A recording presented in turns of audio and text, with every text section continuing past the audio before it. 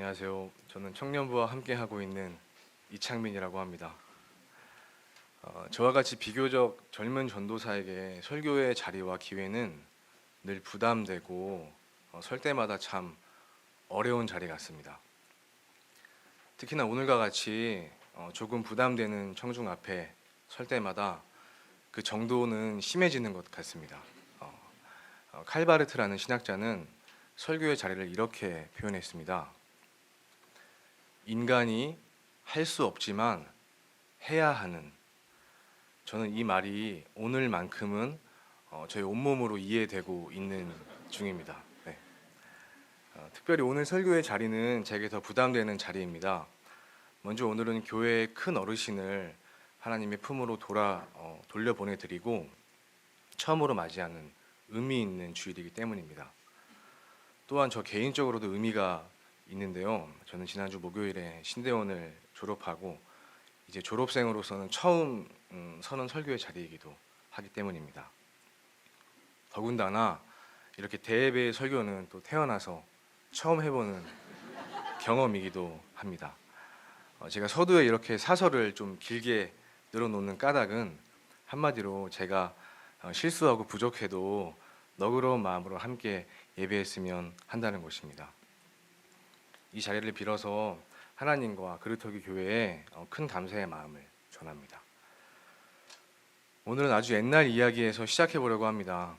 우리들은 이 세상에서 신은 하나님 한 분밖에 없습니다라는 분명한 신앙 고백을 하면서 살아가는 사람들입니다.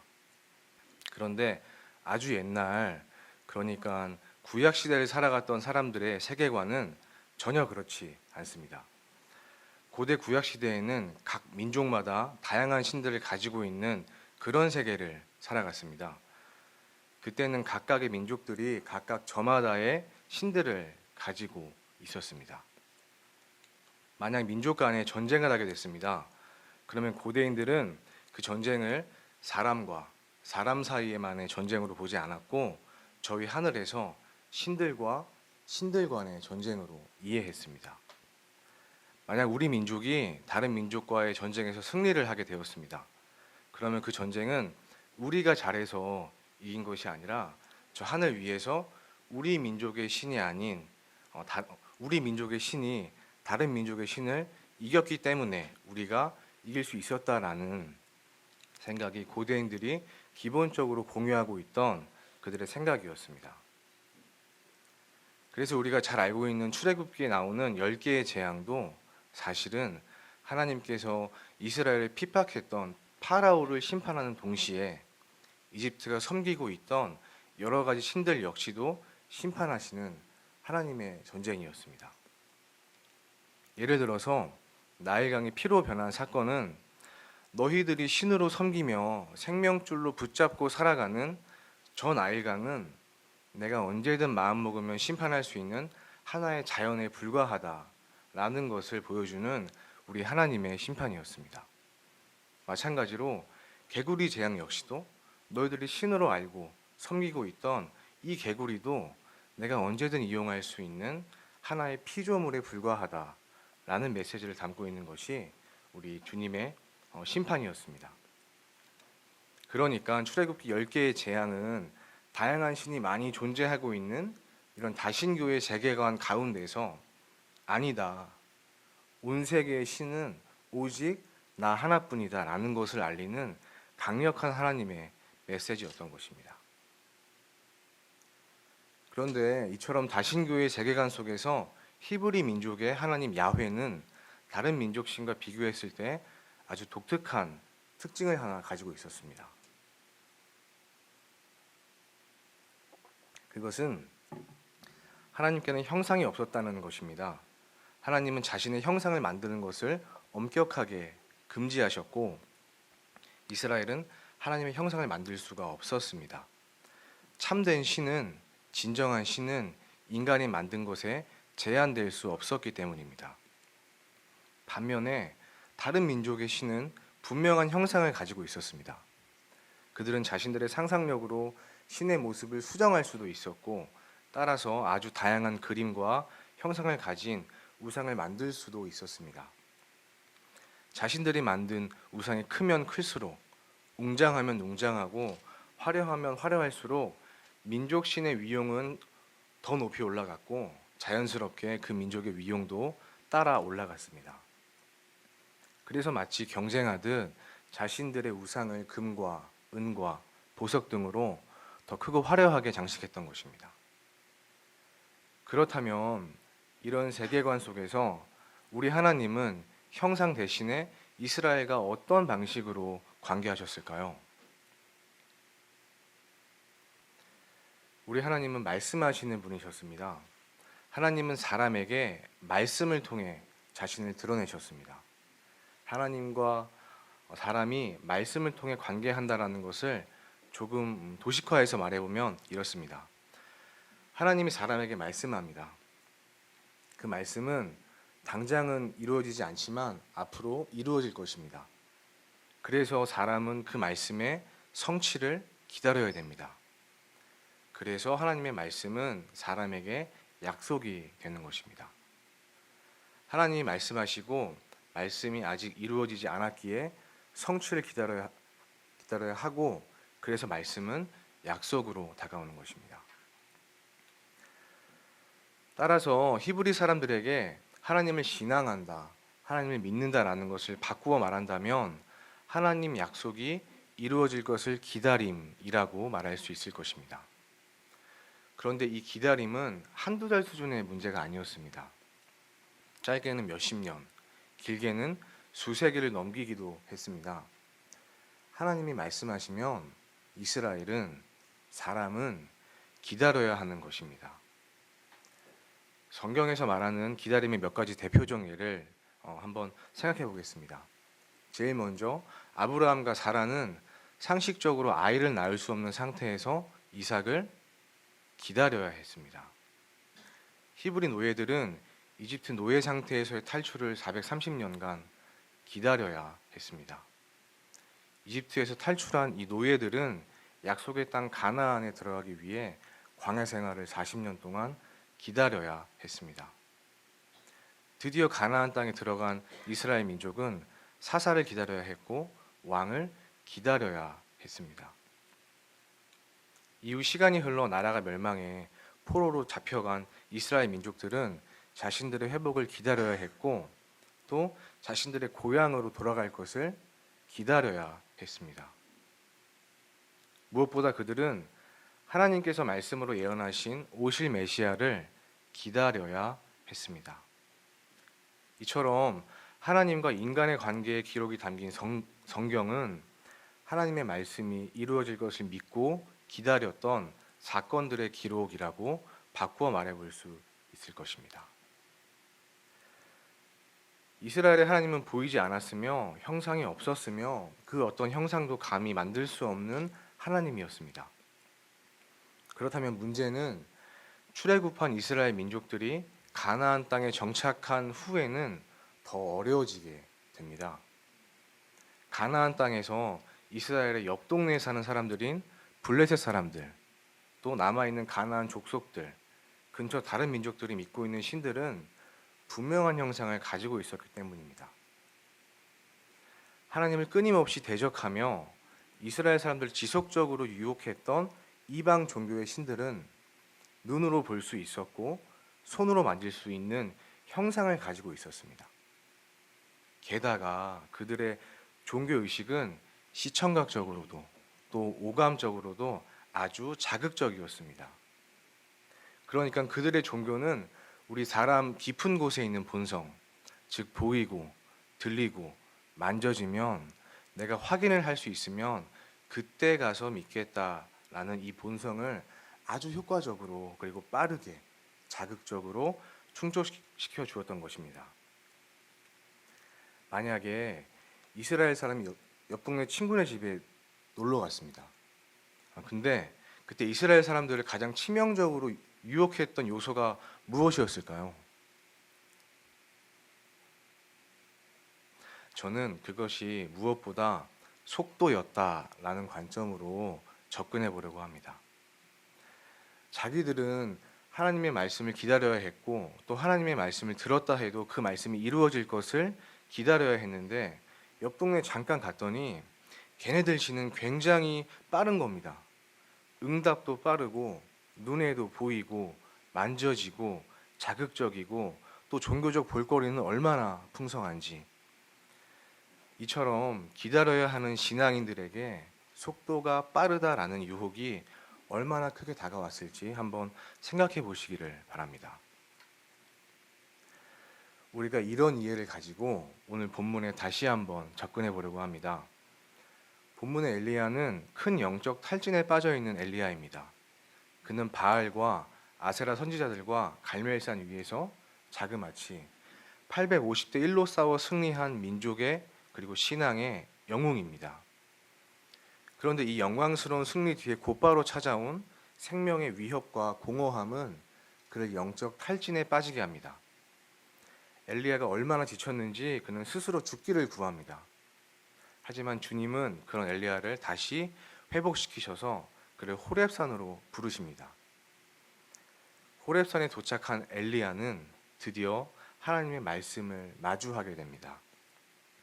엘리야야, 너 여기에서 무엇을 하고 있느냐? 이에 대한 엘리야의 대답입니다. 다 함께 10절 말씀을 함께 읽어보겠습니다. 엘리야가 대답하였다.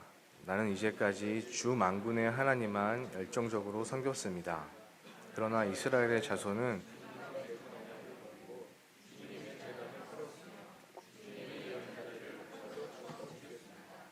이제 나만 홀로 남아 있는데 그들은 내 목숨마저도 없애려고 찾고 있습니다. 아멘. 하나님, 제가 얼마나 하나님을 위해서 열정적이었는지 잘 아시지 않습니까? 저는 850대 1의 싸움에서도 승리하였습니다.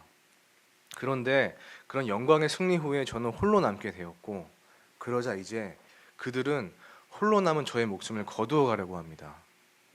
주님, 왜 저에게 이런 일이 일어나야 되는 것입니까? 이제 성서에서 인간을 찾아오시는 하나님 모습을 그리고 있는 백미가 등장합니다. 하나님은 이런 엘리야의 원망에 내가 이제 너의 앞을 지나갈 것이다. 너는 그 앞에 서 있어라 라고 말씀하십니다. 가장 먼저 바위를 부술 정도의 강한 바람이 불어왔습니다. 그런데 그 강풍 가운데는 하나님이 계시지 않으셨습니다. 뒤이어서 온 땅을 흔드는 큰 지진이 발생합니다. 그런데 그 압도적인 지진 가운데도 하나님은 계시지 않으셨습니다. 뒤이어 모든 것을 태우는 불 가운데도 역시 하나님은 계시지 않으셨습니다. 하나님은 도대체 어디에 계신 걸까요?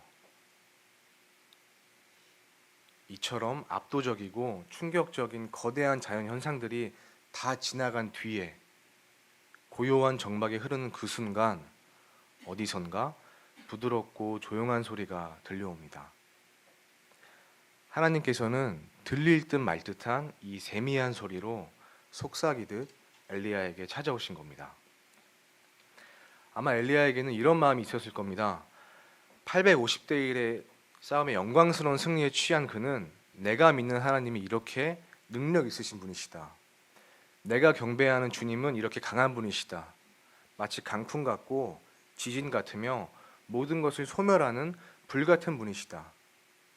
그런데 왜? 그 능력의 하나님은 현재 나의 목숨을 빼앗길 상황에는 강하게 일하시지 않는 것인가? 하나님은 다시 한번 나에게 강풍처럼, 지진처럼, 불처럼 나타나실 것이다.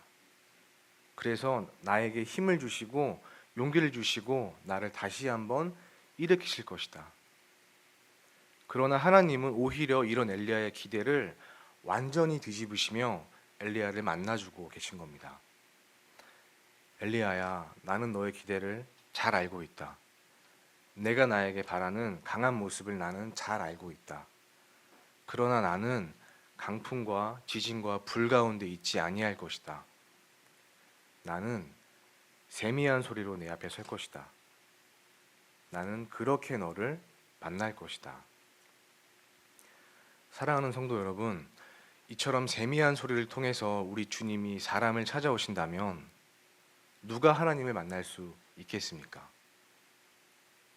어떤 이가 이 하나님의 세미한 음성에 귀 기울일 수 있겠습니까? 그것은 압도적인 힘과 능력, 화려함, 웅장함, 마치 너무 거대해서 하나님의 임재라고 충분히 착각할 수 있는 것들이 다 지나간 후에도 그 자리를 지키며 끝까지 기다리는 자들이 비로소 하나님의 말씀을 들을 수 있는 것입니다. 오히려 강한 능력이 다 지나간 후에 모두가 다 떠난 그 고요하고 적막한 자리를 지키며 끝까지 기다리는 자들이 우리 주님을 만날 수 있는 것입니다. 이것은 참으로 역설입니다. 누가 예수님의 부활의 목격자가 되었습니까? 그것은 십자가의 철저한 실패와 아픔과 모두가 도망친 그 고요와 적막의 자리를 떠나지 아니하였던 여인들이었습니다. 어떤 강한 능력도 기대할 수 없는 칠흑 같은 어둠이 다 지나간 뒤에야 비로소 그때서야 올라오는 새벽녘의 빛과 같이 그렇게 예수님은 부활하시지 않으셨습니까? 만일 우리가 정말 하나님의 음성을 듣기 원한다면 우리는 그 침묵과 고요의 시간을 기다려야 하는 것입니다. 엘리야는 그리고 이스라엘 사람들은 하나님의 백성으로 살아가려면 하나님의 말씀을 기다려야 했습니다. 기다림이 곧 그들의 신앙의 본질이었습니다. 이 신앙은 시간이 흘러 우리에게도 그대로 이어져 내려옵니다. 우리 모두가 기다리는 사람들입니다. 우리는 오늘도 하나님의 말씀을 기다리고 하나님의 말씀이 이루어질 것을 기다리고 무엇보다 하나님의 나라가 우리에게 임할 것을 기다리는 사람들입니다. 기다림이 곧 우리 믿음의 본질이고 신앙인들 모두는 기다리는 자들이 되어야 할 것입니다. 이스라엘 사람들을 그토록 괴롭혔던 옆 동네 우상들이 오늘은 사라졌습니까? 아닙니다. 여전히 또 다른 모습으로 우리를 치명적으로 유혹하고 있습니다. 오늘 우리가 사는 시대를 한번 점검해 보시기를 바랍니다. 우리는 정말 너무 빠른 시대를 살아가고 있습니다.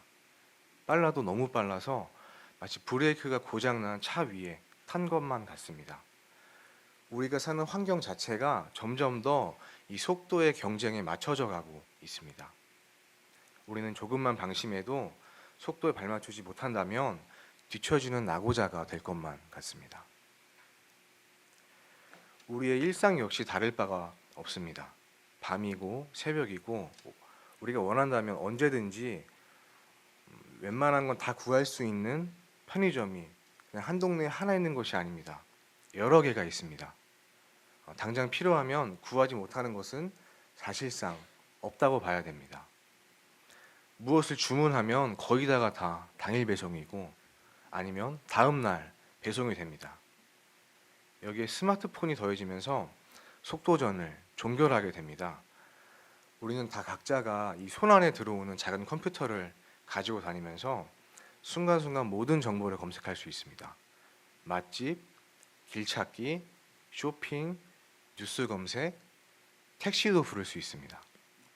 또 얼마나 신기한지 순간 나오는 노래를 들려주기만 하면 알아서 그 노래를 찾아주고 가수와 앨범과 심지어 가사까지 띄워줍니다. 그래서 저는 사실 이 스마트폰을 처음 등장한 것을 보고서 우리 드디어 올 것이 왔구나, 긴장해야겠다라는 생각을 많이 했습니다. 이처럼 우리는 원하면 무엇이든 얻을 수 있고 또 얻어야만 하는 정말 빠른 속도의 시대를 살아가고 있는 것입니다. 그러면 이제 잘 생각해 봐야 됩니다. 우리에게 주어진 그 빠름이 정말 좋으십니까? 그 빠름이 우리의 삶을 더 편리하고 윤택하게 만들었습니까? 나의 욕구와 필요들은 즉시로 채워주는 것이 정말 나를 행복하게 만들어줍니까? 아닙니다. 멈춤 없고 기다림이 없는 이 빠름은 우리가 무비판적으로 따르다 보면 우리 삶이 오히려 피폐해지게 됩니다. 기다림이 부재한 속도는 우리를 자꾸 경쟁하게 만들고 속도를 계속 가속화시키면서 우리에게서 무엇보다 중요한 가치인 이 기다림을 우리에게서 빼앗아가고 있는 건 아닌지 되물어야 할 것입니다. 우리의 신앙은 기다림의 신앙인데 무엇보다 우리는 하나님의 그 세미한 말씀을 기다려야 하는 자들인데 이 속도의 문화와 시대가 우리에게서 이 기다릴 줄 아는 DNA를 빼앗아가 버리는 건 아닌지, 아니면 애초부터 기다려야 할 필요성을 못 느끼게 하는 건 아닌지 우리가 진지하게 되물어야 할 것입니다. 성경은 기다릴 줄 몰라 망한 많은 사람들의 이야기를 들려줍니다. 기다리지 못하는 것은 언젠가 자기 자신을 파괴하게까지 합니다. 사울 왕이 하나님께 버림받은 결정적 사건을 한번 생각했으면 합니다. 전쟁을 위해 제사를 준비하던 사울 왕은 사무엘을 기다리지 못해 스스로 제사를 집도했다가 하나님께 버림받지 않았습니까? 그는 기다리지 못해 망했습니다. 한때는 이스라엘의 첫 번째 왕이었던 그가 아프게 망하게 되었습니다. 그렇다면 우리가 이 기다리는 신앙을 어떻게 훈련해 볼 수 있겠습니까? 분주한 일상을 보내며 하나님의 말씀을 어떻게 기다려 볼 수 있겠습니까? 타이밍이 아주 좋은 것은 우리 교회가 공동체적으로 개인 영성 훈련을 하고 있다는 것입니다.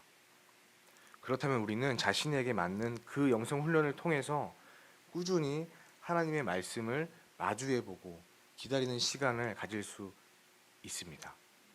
큐티를 통해서 또는 기도 필사를 통해서 성경 통독을 통해서 세미한 말씀으로 우리에게 찾아오시는 주님을 기다려보고 그 기다림 속에서 하나님을 실제로 만나보는 겁니다. 스마트폰을 잠시 내려놓고 내 마음을 고요하게 하는 시간을 갖고 하나님의 말씀을 마주해 보는 겁니다. 기다려 보는 겁니다. 우리의 일상 속에 기다리는 시간을 초대해 보는 것입니다. 그러나 현실은 그렇게 쉽지 않습니다. 마음 먹고 아침에 시간을 내어 책상 앞에 앉아보지만 곧 이어서 우리 내면에서 지금 조금 빨리 나가면 출근길이 덜 막힐 텐데 오늘 넘겨줘야 할 서류가 뭐였더라. 이 같은 내면의 소리가 끊임없이 나의 밖과 안에서 나를 괴롭힙니다. 그럴지라도 한번 싸워보는 겁니다. 고요해져 보는 겁니다. 너 오늘 걷지 않으면 내일 뛰어야 돼 라는 속도전의 이 압박에 지지 말고 우리는 신앙의 기다림을 연습해 보는 겁니다. 다시 한번 세미한 소리로 우리를 찾아오시는 하나님을 누가 만날 수 있습니까?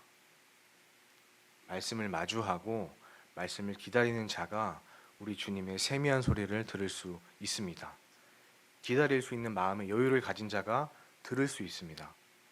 오늘 본문의 엘리야처럼 바람, 지진, 불, 강하고 자극적인 거 다 지나가고 그래도 그 자리를 묵묵히 지키고 주님을 기다리는 사람들이 세미한 소리를 들을 수 있는 것입니다. 우리가 참으로 주님을 믿는 사람들로 살기를 결단하고 그저 주일에 교회를 다니는 종교인으로서 살기를 거부한다면 이 세상과 질적으로 다른 하나님의 나라를 꿈꿔보고 살아가고 싶다면 우리는 적어도 하루에 일정 시간을 구별하여 주님의 말씀과 대면하여 보고 마주해 보는 것입니다. 세미한 소리가 우리를 찾아오기를 기다려 보는 것입니다. 설교를 맺겠습니다. 지난주 이기선 목사님의 입관 예식 중 들었던 한 장로님의 기도 한 소절이 제 마음을 묵직하게 울렸습니다. 이기선 목사님께서 생전에 우리에게 하신 말씀 중 하나였는데 너희들은 그저 바쁘기만 할 뿐 살지 않고 있다. 너희들은 그저 바쁘기만 할 뿐 살지 않고 있다. 참으로 살아간다는 것은 무엇일까요? 우리가 신앙인으로서 하나님의 백성으로서 살아간다는 것, 그것은 무엇일까요? 그저 바쁘기만 한 사람으로서 사라지는 것이 아니라 참으로 살아있는 사람으로서 살아간다는 것, 그것이 무엇일까요? 우리는 생명의 근원이신, 우리의 근원이신 하나님과의 관계 안에서 살아가야 될 것입니다. 시냇가에 심은 나무가 때에 따라 열매를 맺듯 우리 역시 하나님과의 관계 안에 거하며 하나님의 말씀 안에 거하며 말씀을 기다리며 그렇게 살아가기를 원합니다. 특별히 2017년도 우리 각자가 정한 영성 훈련 방법을 통해서 그 일을 실천해 볼 수 있는, 그래서 하나님의 세미한 음성을 들었다라는 고백들이 여기저기서 들려올 수 있는, 그래서 참으로 살아가는 우리 그루터기 모든 교우분들이 되시기를 바랍니다. 기도하겠습니다. 말씀하시는 주님, 우리가 주님과 동행하기 원합니다. 주님과 동행하기에 잠시 우리의 발걸음이 늦춰질지라도 그래도 주님과 동행하는 것을 더 기뻐하는 참으로 지혜로운 사람이 되길 원합니다. 기다림 속에 숨어있는 참 안식과 넉넉한 여유만이 줄 수 있는 평화를 풍성하게 누리는 경험들이 우리에게 많아지길 기도합니다. 특별히 말씀을 기다리고 그 성취를 기다리고 무엇보다 이 땅에 반드시 이루어질 주님 나라를 잘 기다리는 참 사람으로 살아가게 하옵소서. 이 모든 말씀 우리 주 예수님의 이름으로 기도합니다. 아멘.